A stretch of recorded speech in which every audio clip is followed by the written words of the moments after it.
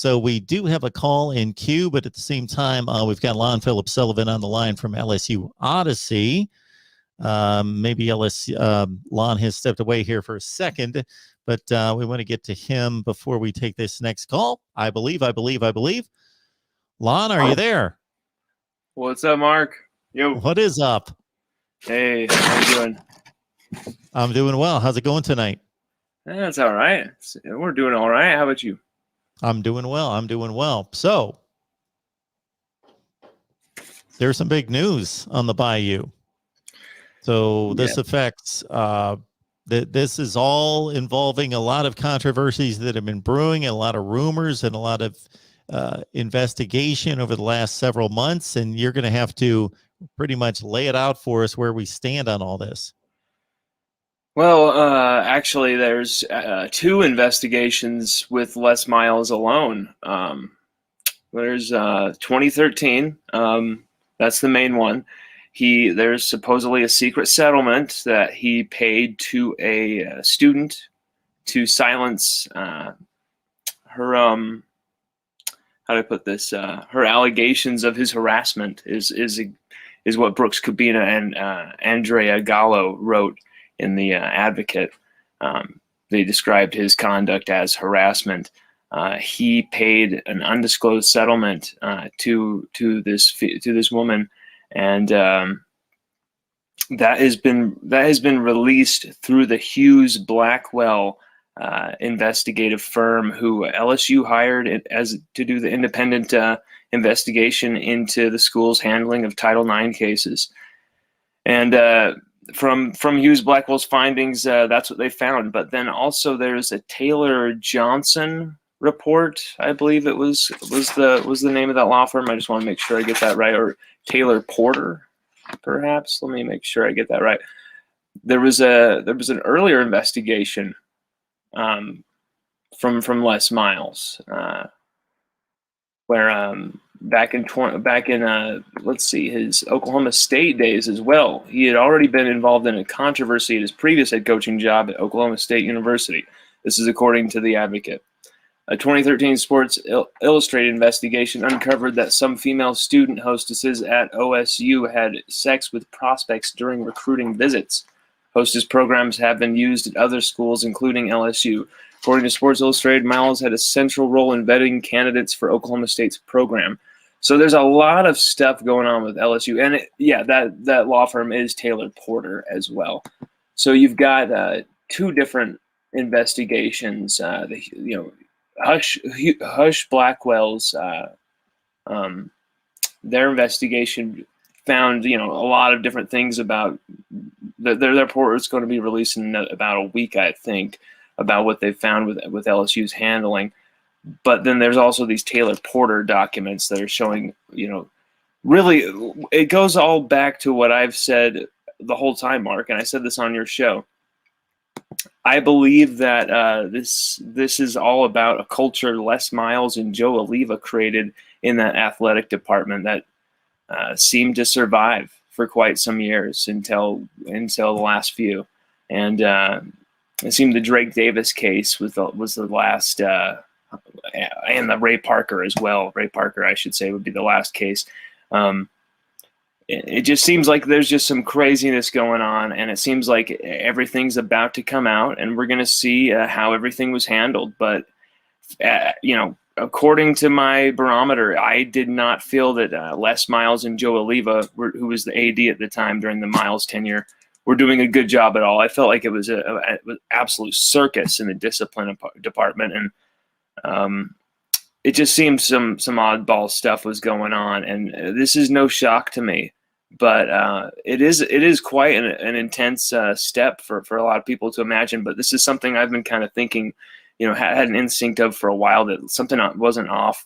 Something was off with Les. Something wasn't right, and that's what we're hearing. And there's just too many reports, and it's very vindicating for Coach Ed Orgeron, who is starting to kind of be painted with the lion's share of the blame for the Title IX investigations. But yeah.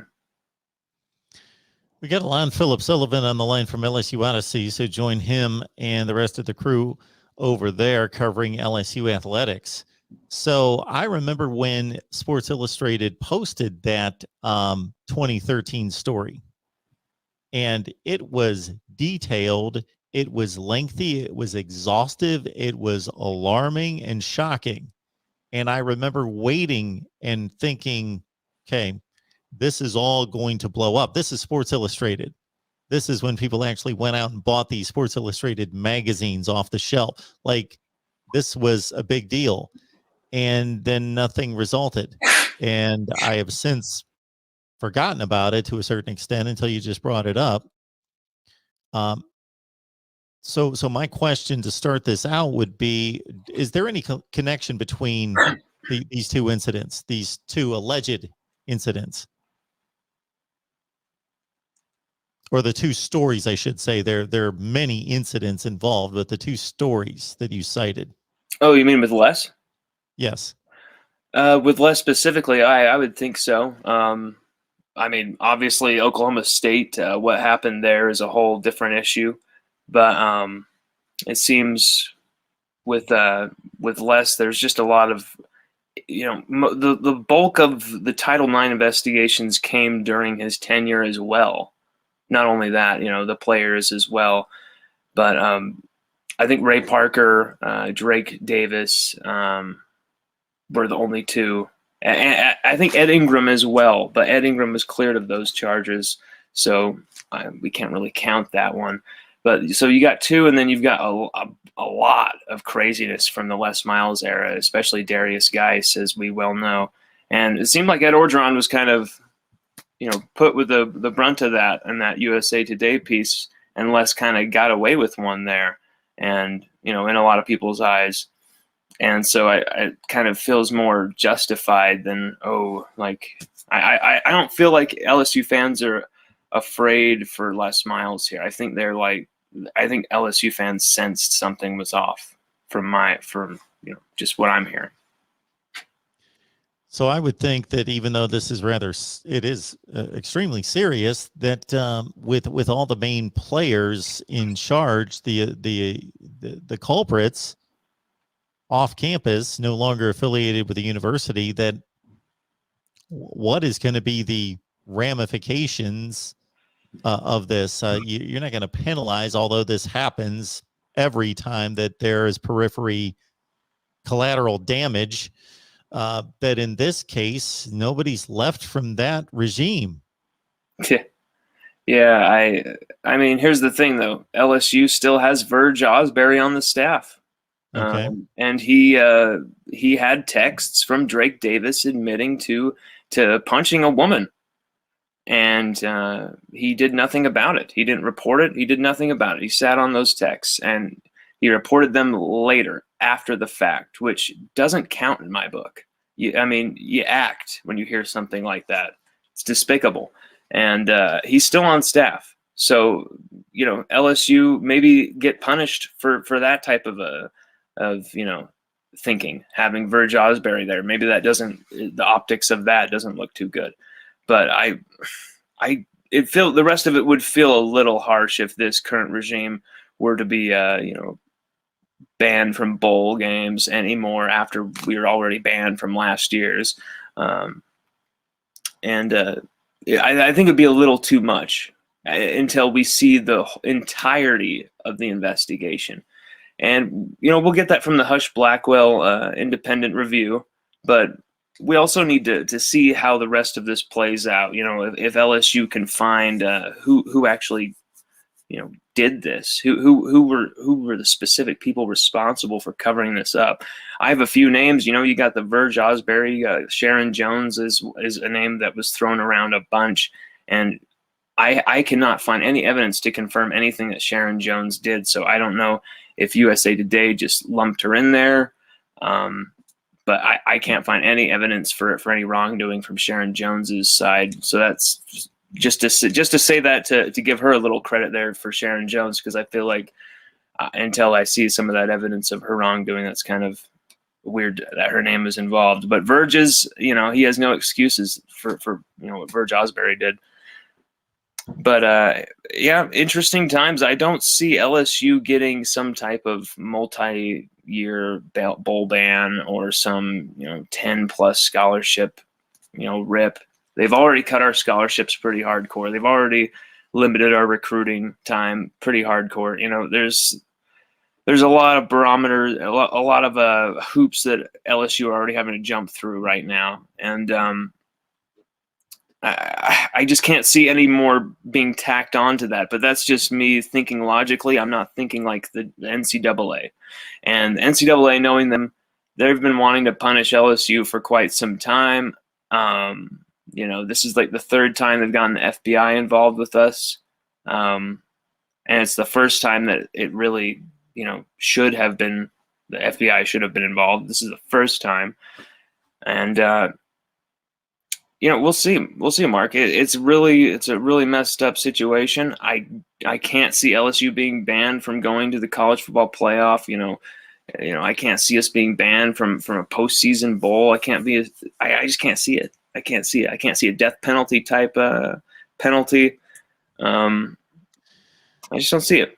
Yeah, I don't think we're venturing off into that that type of territory with the death penalty. But as soon as you confirm that there's a member of the current staff that's prominent in all this, then I think that there could always be some pretty harsh ramifications. Now, has anybody from the LSU side